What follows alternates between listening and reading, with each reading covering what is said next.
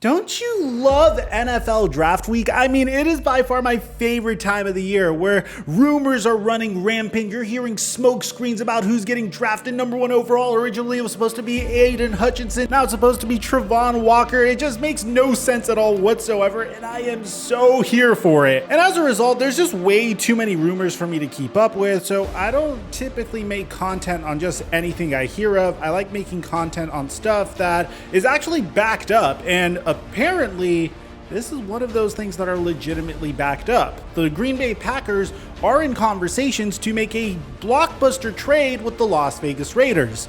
No, I'm not a month late. It's happening again. Now, before we get to the content, we are giving away $500 in total, $250 to two of my followers on Twitter. We're gonna run that same exact giveaway for an Instagram follower. So follow me at @theflightmike on Instagram or at Mikerophone NFL on Twitter to enter. And let me know in the comment section down below. Would you guys like me to do a live reaction on NFL draft night?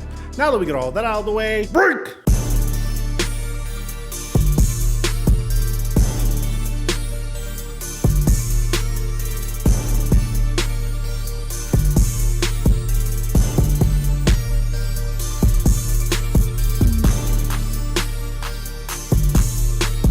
Did you know that one man every hour, every single day gets diagnosed with testicular cancer? Which I know what you might be thinking, that's way down the line, but no, testicular cancer is the most common form of cancer in men that are of the ages of 15 to 35. And I guess what really terrified me about this is when I saw some people my age getting testicular cancer, and I'm just 28 years old, which is why Manscaped partnered with the Testicular Cancer Society to help you take care of your situation down there. And no, I'm not just talking about Manscaped with the remarkable Lawnmower 4.0, but also to remind you to check yourself once a month with easy once a month routine testicular cancer checks, because this could absolutely save your life, which is why I'm wearing this We Save Balls shirt. Get it? And just to serve as a reminder to check yourself for testicular cancer, Manscaped created this limited edition Testicular Cancer Society Lawnmower 4.0. Now this bad boy is an awesome way to support the cause. You can see it comes in this beautiful packaging, shave balls to save balls, comes with the proprietary skin safe technology, and of course the design is significantly sleeker. There's only 10,000 of these that are available for a limited time, and with the launch of the Testicular Cancer Society edition of the Lawnmower 4.0, Manscaped is going to make a $50,000 donation to their longtime partner, the Testicular Cancer Society, to help those impacted by testicular cancer. And right now, when you use my promo code FLIGHT, you get yourself 20% off of the Lawnmower 4.0 Testicular Cancer Society edition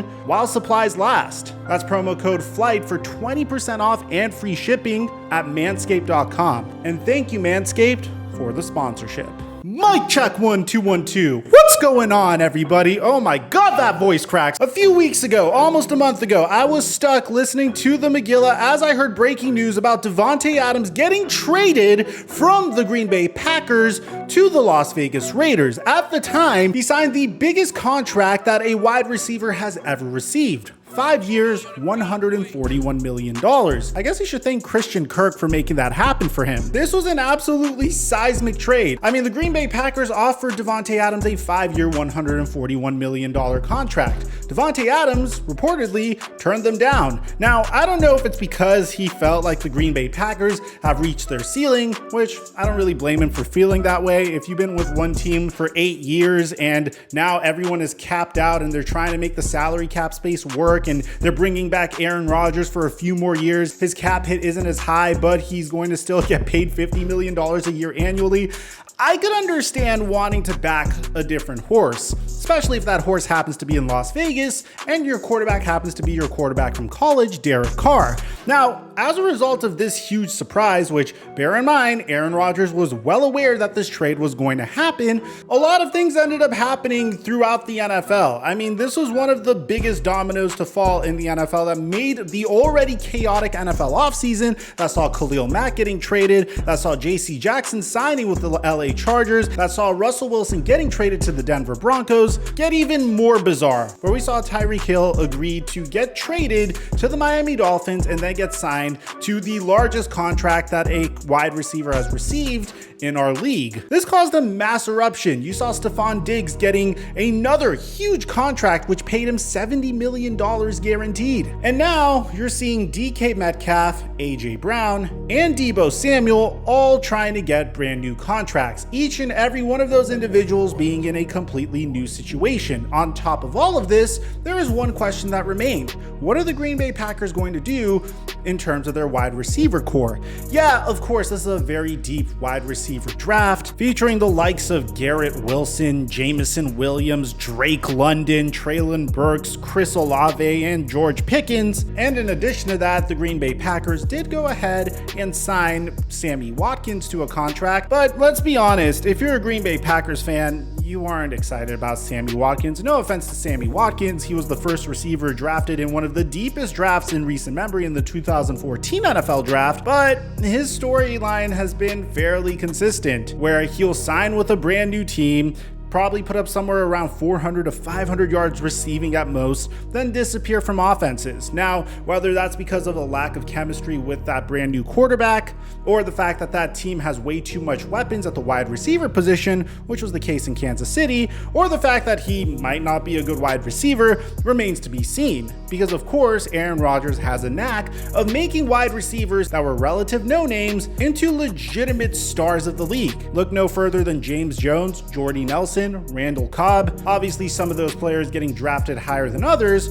but I digress. There's no question about Aaron Rodgers' ability into making stars out of his wide receivers, but at the same time, these are the final years of Aaron Rodgers' career. So one would have to assume that they want to do whatever it takes to ensure that Aaron Rodgers is in the best place to succeed, while at the same time getting paid as much as he possibly can. Which, in my opinion, I don't necessarily think that's going to work out, because historically, quarterbacks that win the Super Bowl are never on maximum contracts, but that's besides the point. Because we got some news in regards to the Green Bay Packers and the Las Vegas Raiders trying to swing another trade to help out Aaron Rodgers a little bit. This is a rumor from Aaron Nagler, and I'm bringing this to you via JPA Football.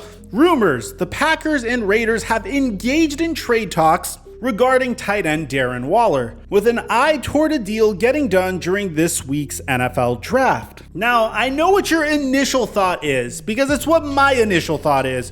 Why on earth would the Green Bay Packers and the Las Vegas Raiders discuss a potential Darren Waller trade right after they just made a trade that involved Davante Adams? Well, apparently, Darren Waller was originally the player that was going to be sent back for Davante Adams. As a matter of fact, the original trade compensation for Davante Adams was the number 22 overall pick in the NFL draft and Darren Waller.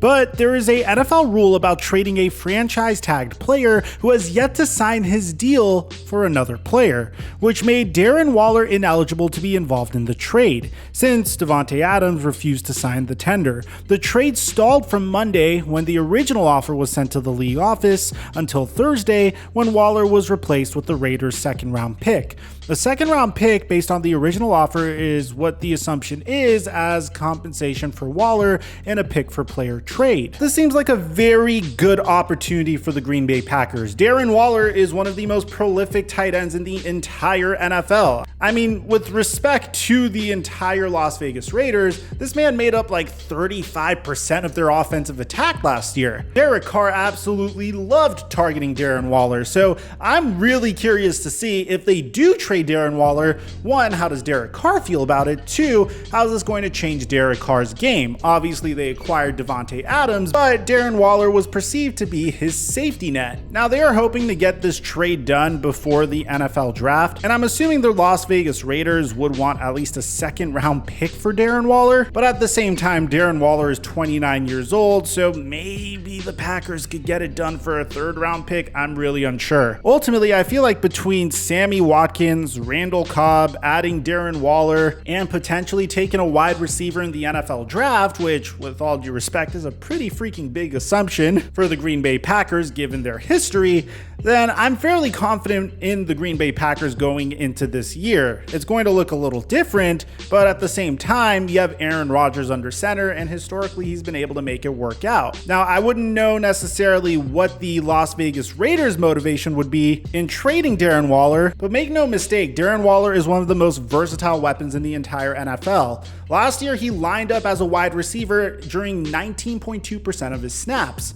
So I'm imagining what Matt LaFleur could do with that type of versatility. Darren Waller's contract expires during the 2024 season, so it's really interesting to see how this is going to play out financially for the Green Bay Packers if they do trade for Darren Waller. Now, it's also important to note, and this is a good little indicator to determine how many people watch the entirety of my videos, that Derek Carr came out and tweeted just as I finished this video, right as I was uploading it to YouTube for the first time, LOL, no chance. Now, it's important to note that the last time this happened to me with Deebo Samuel's brother saying that him and Deebo were going to demand a trade away from the San Francisco 49ers before backtracking an hour later saying that he was just kidding, that the very next day Deebo Samuel actually demanded a trade. So while Derek Carr might not want this to happen, there's a chance that it happens anyway. So let me know in the comment section down below what you guys think about all this. I just felt like I had to give you the whole story. Aside from that, I'm your boy Mike,